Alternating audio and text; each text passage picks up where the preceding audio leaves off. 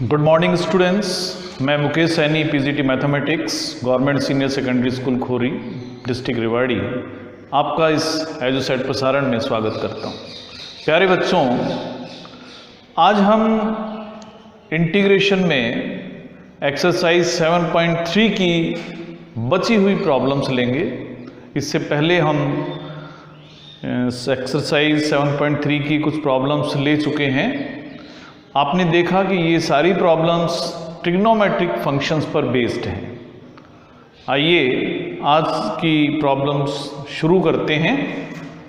आज की जो पहली प्रॉब्लम हम ले रहे हैं वो है tangent cube 2x into सीकेंड 2x।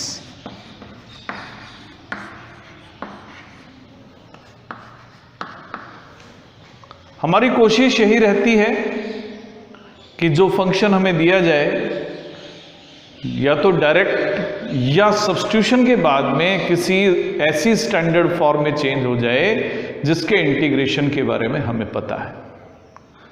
तो सब्स्टिट्यूशन के लिए अब हमारे पास यहाँ पर दो ऑप्शंस हैं। या तो टेंजेंट 2x को हम टी पुट करें। अगर टेंजेंट 2x को टी पुट करते हैं तो डेरिवेटिव सीकेंड स्क्वायर आएगा। सीकेंड स्क्वायर x हमारे पास है नहीं, तो अब दूसरा जो ऑप्शन हमें नजर आता है यहाँ पर वो ये है कि हम सीकेंड 2x को ही एक नया वेरिएबल पुट कर लें। लेट सीकेंड 2x को हमने कहा t। अब जब सीकेंड 2x t है तो हम इसको डिफरेंशिएट करते हैं with respect to t। Secant x का differentiation secant x into tangent x होता है, लेकिन अब 2x का भी डिफरेंशिएशन होगा जो कि 2 होगा dx by d t equal to 1। यानी कि सीकेंड 2x into tangent 2x dx को हम dt अपॉन 2 लिख सकते हैं। अब इस इंटीग्रेशन को हम रीराइट करते हैं।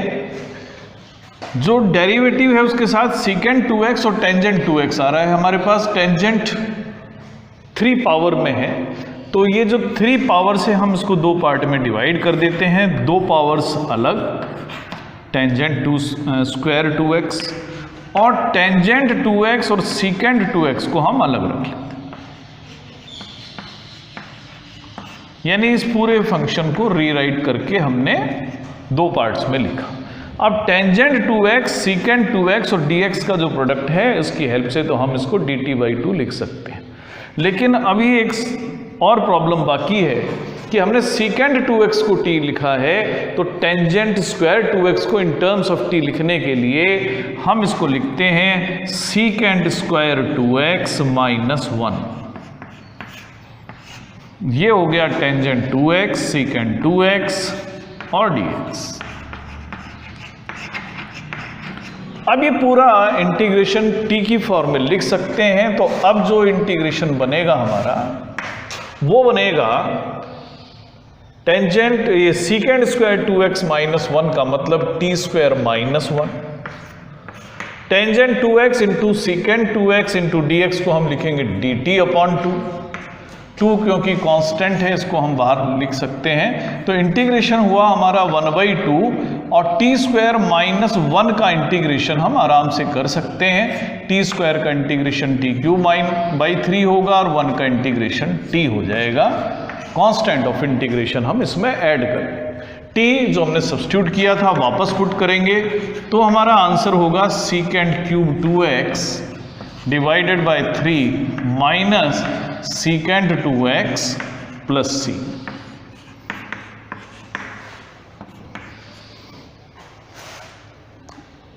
अगला जो प्रॉब्लम है वो है टेंजेंट पावर 4x। ये क्वेश्चन नंबर 16 है।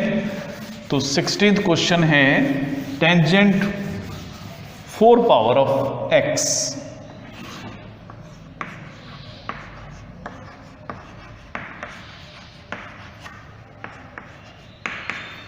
तो यहां पर 2 ऑप्शन हमें नजर आते हैं।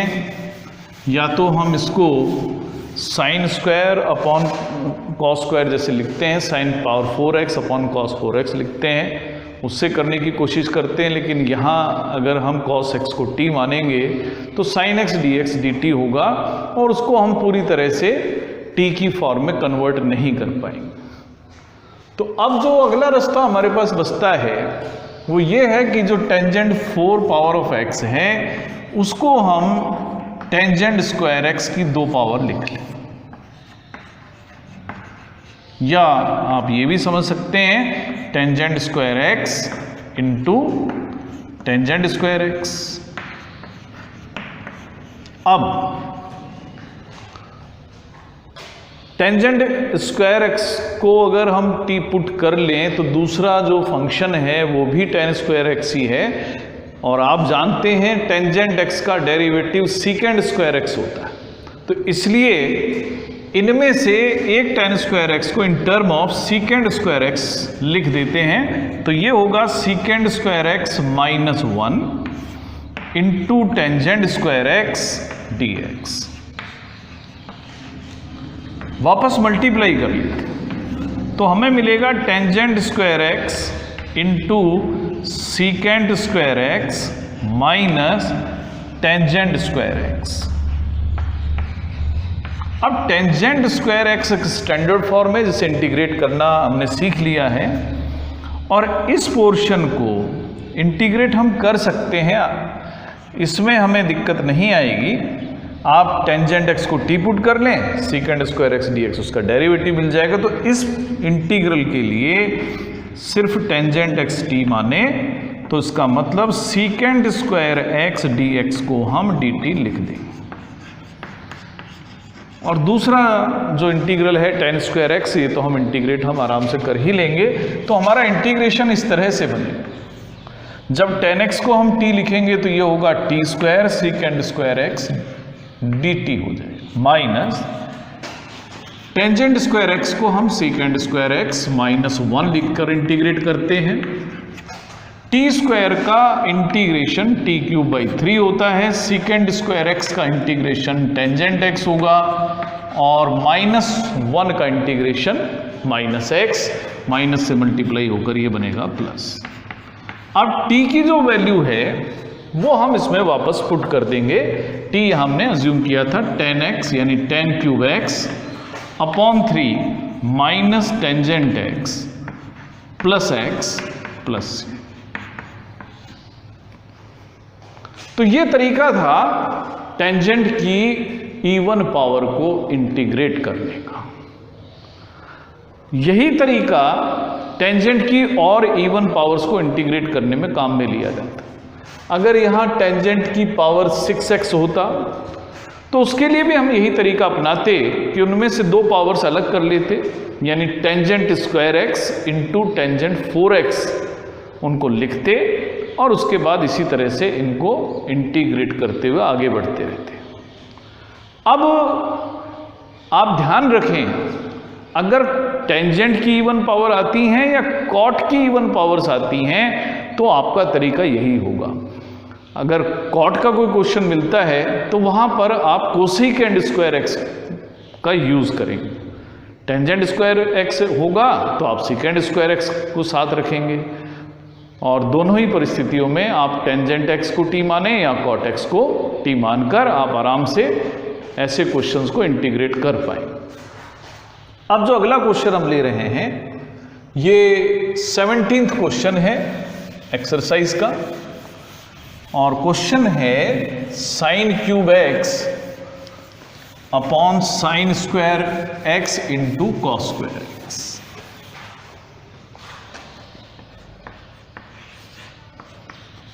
Sine cube x plus cos cube x upon sine square x into cos square x।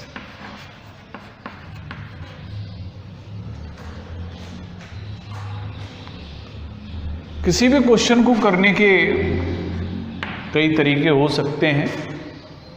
यहां पर a cube plus b cube जैसा एक फंक्शन है जिसको हम फैक्टराइज भी कर सकते हैं या अपनी सुविधा अनुसार कुछ उसको लिख भी सकते हैं।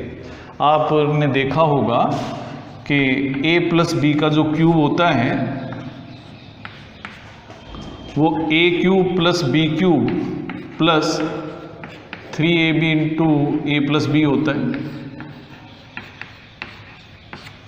तो a cube plus b cube को अगर ज़रूरत पड़े तो आप a प्लस बी का cube minus 3ab into a plus b भी लिख सकते हैं। तो एक तरीका तो ये भी हो सकता है कि आप इसको फैक्टराइज करें और इस तरह से लिख दें। दूसरा, आप इनको अलग अलग भी इंटीग्रेट कर सकते हैं, जो भी आपको आसान लगे। जैसे मान लो हम इनको अलग अलग इंटीग्रेट करते हैं तो हमें मिलेगा sine cube x upon sine square x और कॉस स्क्वायर एक्स। दूसरा जो फंक्शन हो जाएगा वो इस तरह से लिख देंगे, cos cube x upon sine square x into cos square x. Simplify कर लेते हैं। यहां साइन क्यूब एक्स है, यहां साइन स्क्वायर एक्स और कॉस स्क्वायर एक्स दोनों मल्टीप्लिकेशन में हैं। तो जब आप सिंप्लीफाई करेंगे तो साइन एक्स की पावर ऊपर बचेगी और कॉस स्क्वायर एक्स बचेगी। Sign x upon cos square x. इसी तरह से यहां पर cos x upon sine square x बचेगा।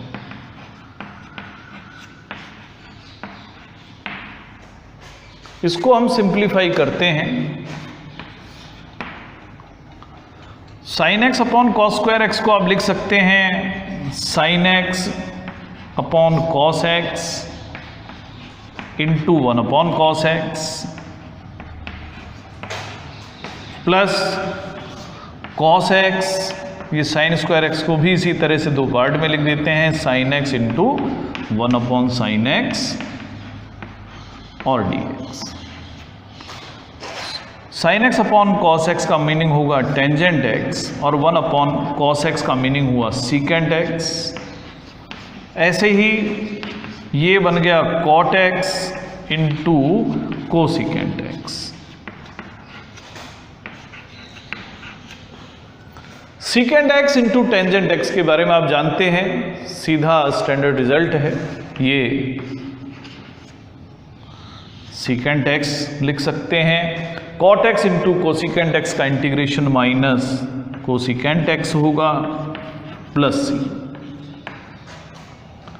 तो इस तरीके से ये एक तरीका था।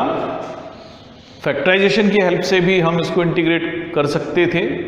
तो आपको जो भी तरीका आसान लगे आप उससे कर सकते हैं। आप इनको अलग अलग तरीकों से भी ज़रूर करके देखें, जिससे कि आपका कॉन्फिडेंस भी बढ़ेगा कि एक ही क्वेश्चन को हम कई प्रकार से कर भी सकते हैं।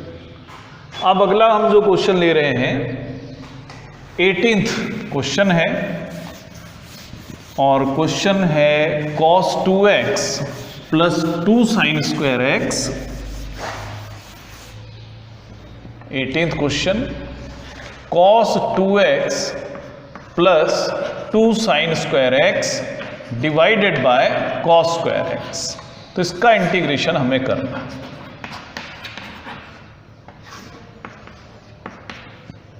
किसी भी क्वेश्चन का इंटीग्रेशन करने से पहले जितना सिंप्लीफाई हम कर सकते हैं किसी फंक्शन को, वो हमें कर लेना चाहिए। तो यहाँ cos 2x है।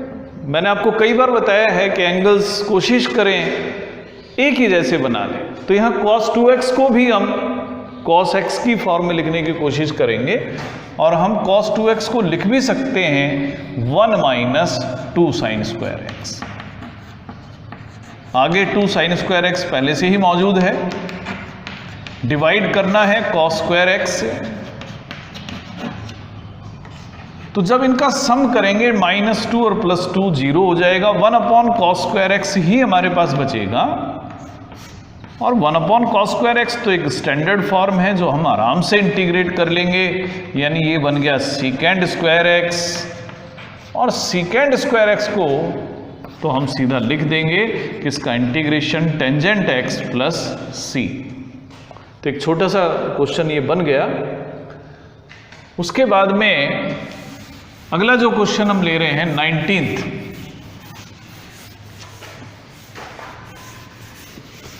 इसमें भी साइन और कॉस के दो फंक्शंस हैं। फंक्शन है 19th कि dx over sign x into cos cube x.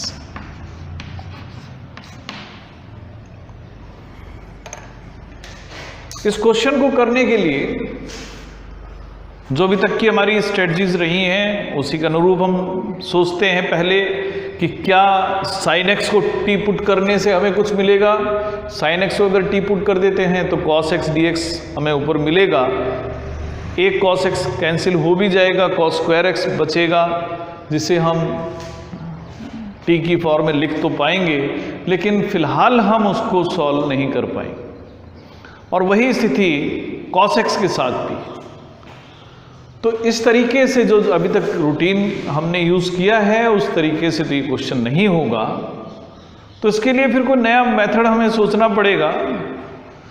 तो इसके लिए अब एक काम हम करते हैं कि जो फंक्शन है उसके डिनोमिनेटर में कॉस एक्स से मल्टीप्लाई करते हैं और कॉस एक्स से ही डिवाइड कर देते हैं। यानी ये फंक्शन हम ऐसे लिख देते हैं, कॉस एक्स से हमने यहाँ डिवाइड करा और कॉस एक्स से ही हमने यहाँ मल्टीप्लाई की। यानी हमने मल्टीप्लाई और डिवाइड डिनोमिनेटर को कॉस एक्स से कर दिया, या आप ये भी कह सकते हैं कि हमने पूरे फंक्शन को कॉस एक्स से मल्टीप्लाई कॉस एक्स से ही डिवाइड कर दिया। क्यों कर दिया ये अभी हम थोड़ी देर बाद देखते हैं कि कॉस एक्स से ही क्यों हमने मल्टीप्लाई करा है। तो अब जब हम इसको लिखते हैं सॉल्व करके तो हमें मिलेगा sign x upon cos x यानी कि टेंजेंट एक्स और कॉस की पावर 3 और 1 यानी कि 4 हो गई कॉस 4x। इसको अगर हम और आगे बढ़ें सॉल्व करें तो सीकेंड 4x भी लिख सकते हैं। 1 अपॉन कॉस 4x का मतलब है सीकेंड 4x divided by tangent x। अब एक ऐसा फंक्शन बन गया है जहां टेंजेंट x और सीकेंट की टर्म्स मौजूद हैं। तो आपको पता है जब टेंजेंट और सीकेंट साथ हो तो टेंजेंट x को t माने, सीकेंड square x d x d T बन जाएगा। लेकिन इसके बावजूद भी हमारे पास 2 पावर्स एक्स्ट्रा बचेंगे। तो अब सीकेंड 4 पावर को हम 2 पार्ट्स में लिखते हैं, सीकेंड square x into सीकेंड square x. Tangent x तो नीचे है। अब मैं अगर टेंजेंट x को t पुट कर लेता हूं तो second square x d x को तो हम dt की फॉर्म में लिख देंगे, तो ये भी dt लिख देंगे, ये t होगा। अब सेकेंड स्क्वायर एक्स बचता है जिसे हम 1 प्लस टेंजेंट स्क्वायर एक्स लिख देते हैं। तो यानी इस इंटीग्रल को इस फॉर्म में लिखते हैं। और अब ये जो फॉर्म है इनकी हेल्प से पूरे इंटीग्रल को in terms of t and dt लिखा जा सकता है। पुट करते हैं tangent x equal to t यानी कि secant square x d x d t होगा। तो इंटीग्रल बनेगा 1 plus t square secant square x d x यानी डी टी डिवाइड करेंगे टी से। इसको रीराइट कर लें, दोबारा से इसको सिंप्लीफाइड वे में लिखते हैं 1 upon T plus t square upon T, यानी कि इंटीग्रल हुआ 1 अपॉन टी प्लस टी। और जब इंटीग्रेशन हम कर देंगे इसका तो हमें मिलेगा log t plus t square by 2। बस अब हमारा काम आखिर में सिर्फ इतना है कि t की वैल्यू रखते हैं log of tangent x plus tangent square x divided by 2 plus c। तो ये बन गया dx ओवर साइन x और cos क्यूब x का इंटीग्रेशन। अब इस क्वेश्चन को हम थोड़ा जनरलाइज करने की कोशिश करेंगे।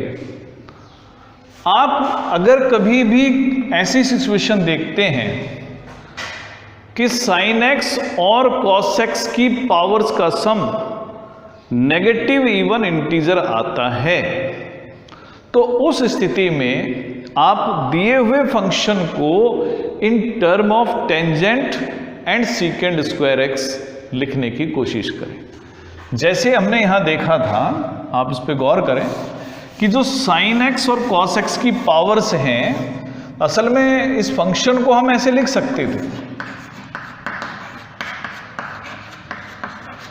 और जब पावर्स को हम ऐड करते हैं तो सम ऑफ पावर्स यहां -4।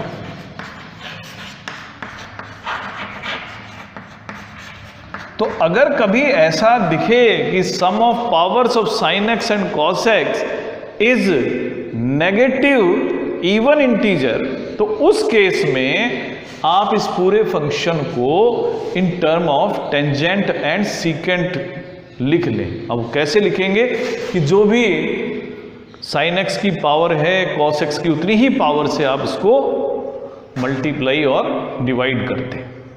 तो जैसे ही आप ये करेंगे तो पूरा फंक्शन टेंजेंट x और सीकेंड स्क्वायर x या उसकी पावर्स की फॉर्म में लिखने योग्य हो जाएगा और उसे हम आराम से इंटीग्रेट कर पाएंगे।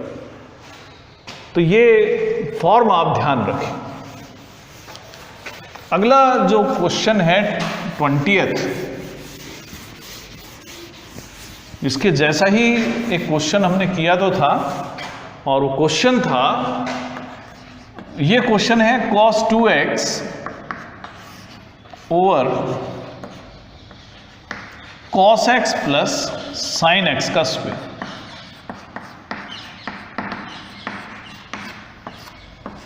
अगर हम सीधे तौर पर इसको करने की कोशिश करें, चाहे सब्स्टिट्यूशन लगाएं या कोई और मेथड लगाएं, तो उसमें अभी हमें कामयाबी नहीं मिल पाएगी, क्योंकि इसको हम आसान भाषा में नहीं लिख पाएंगे जिसका हम इंटीग्रेशन कर पाए। तो इसको हमें कुछ ऐसे तरीके से लिखना पड़ेगा जहां हम इसका सब्स्टिट्यूशन मेथड से और आसान फॉर्म बना सकें।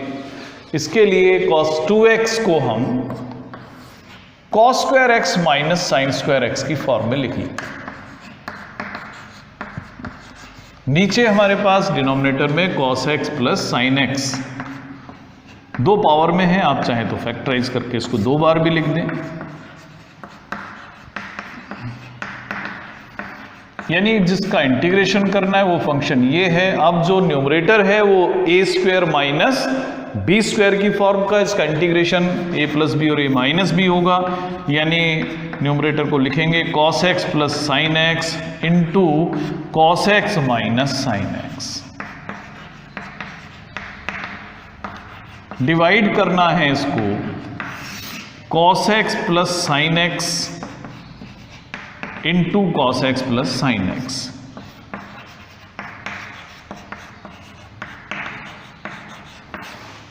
एक पूरा फैक्टर तो कैंसिल हो जाता है और उसके बाद हमारे पास जो फंक्शन बचता है cos x minus sine x upon cos x plus sine x।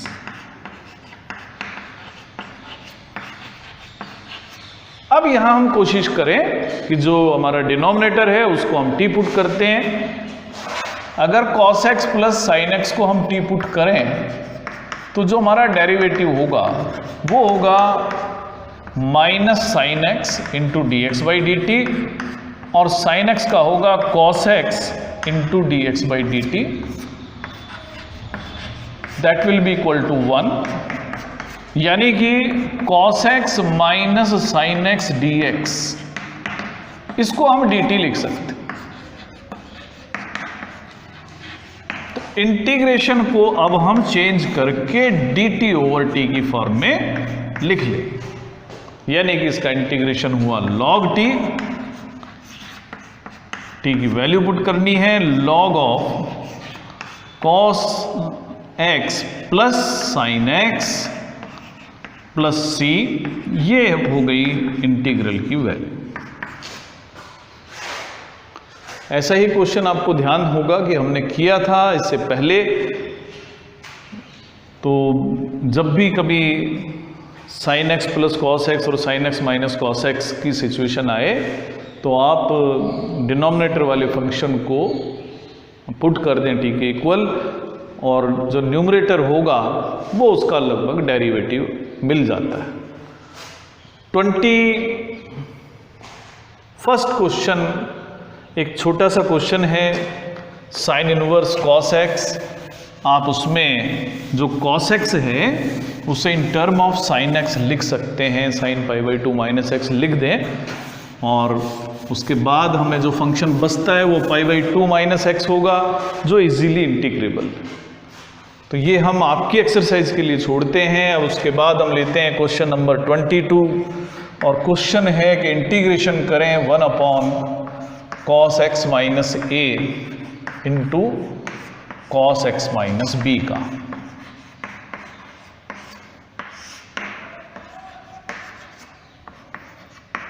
इस क्वेश्चन में नई बात हमारे लिए है कि यहाँ पर दो फंक्शंस मल्टीप्लिकेशन में हैं लेकिन वो डिनोमिनेटर में है। अगर यही फंक्शन न्यूमरेटर में होते तो हम यहाँ पर ट्रांसफॉर्मेशन फार्मूला यूज कर लेते, तो वो तरीका तो यहाँ हम काम नहीं ले सकते।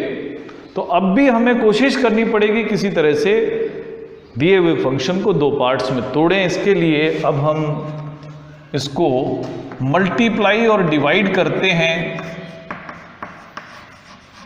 साइन ए माइनस बी से।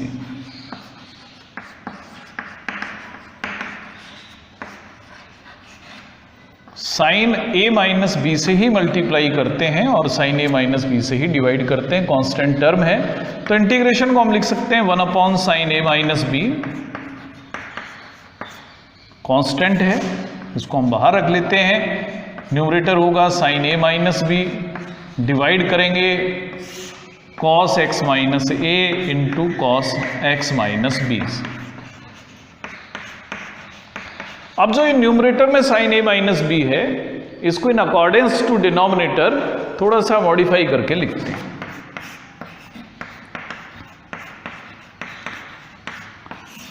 ये जो a माइनस बी है इसमें हम x प्लस कर देते हैं और x को ही माइनस कर देते हैं। डिनोमिनेटर में फिलहाल कोई चेंज हमने नहीं किया है। अब हम जो न्यूमरेटर है एक बार उसको देखते हैं कि सिंप्लीफाई करने के बाद हम इसको क्या लिख सकते हैं।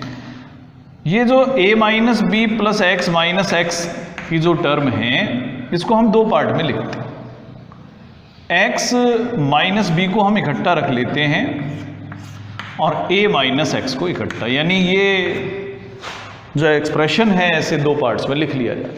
इसको भी हम दो पार्ट्स में लिख सकते हैं, x माइनस बी माइनस अगर कॉमन ले लें तो x माइनस ए। तो यानी ये वही एक्सप्रेशन है। आप देखें जब सॉल्व करेंगे x पॉजिटिव और x नेगेटिव सम होने के बाद 0, a पॉजिटिव और b नेगेटिव, यानी कि इस एक्सप्रेशन को अगले स्टेप में हम sine x minus b minus x minus a लिखेंगे। तो 1 upon sine a minus b हमने लिखा है और sine a minus b plus x minus x को हम दो पार्ट्स में लिखेंगे, x minus b minus x minus a. Divide करना है cos x minus a into cos x minus b से। अब जो न्यूमरेटर है वहां पर सिचुएशन बन रही है sine of a minus b, जिसे हम आराम से एक्सपेंड कर सकते हैं। साइन ए माइनस बी होगा साइन ए, तो साइन ए यानी x minus b into cos b यानी cos x minus a minus sine. अब यहां लिखेंगे sine x minus a into cos x minus b. हमने यूज करा है sine a minus b equal to sine a into cos b minus cos A into sine b. Divide करना है sine cos x minus a into cos x minus b. अब इस integral को हम दो पार्ट्स में डिवाइड करते हैं।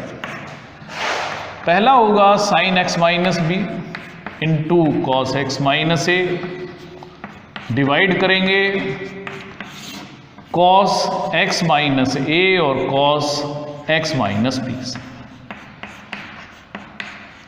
दूसरा इंटीग्रेशन होगा sin x minus a cos x minus B,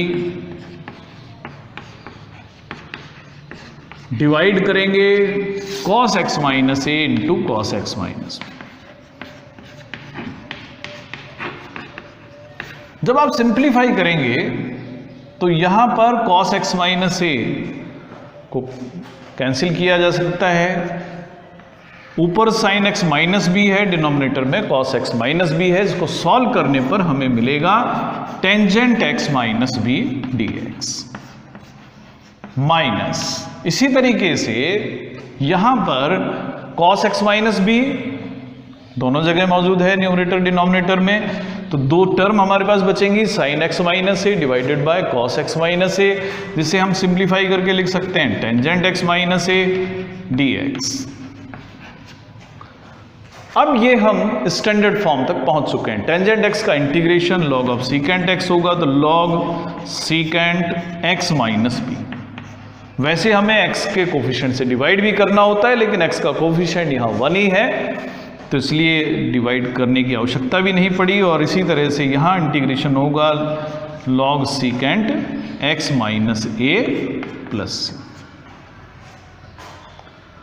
तो इस तरीके से आप ये याद रखें कि कभी डिनोमिनेटर में हमें दो साइन के फंक्शंस मल्टीप्लाई किए हुए मिलें या दो कॉस के फंक्शंस मल्टीप्लाई किए हुए मिलें, या ऐसा भी हो सकता है कि एक फंक्शन साइन का हो दूसरा कॉस का हो, तो उस समय हमें सिचुएशन के अनुसार साइन ए माइनस बी या कॉस ए माइनस बी से मल्टीप्लाई डिवाइड कर लेना है, और जो न्यूमरेटर में हमारा फंक्शन हो उसे ब्रेक कर लेना है अकॉर्डिंग टू द डिनोमिनेटर।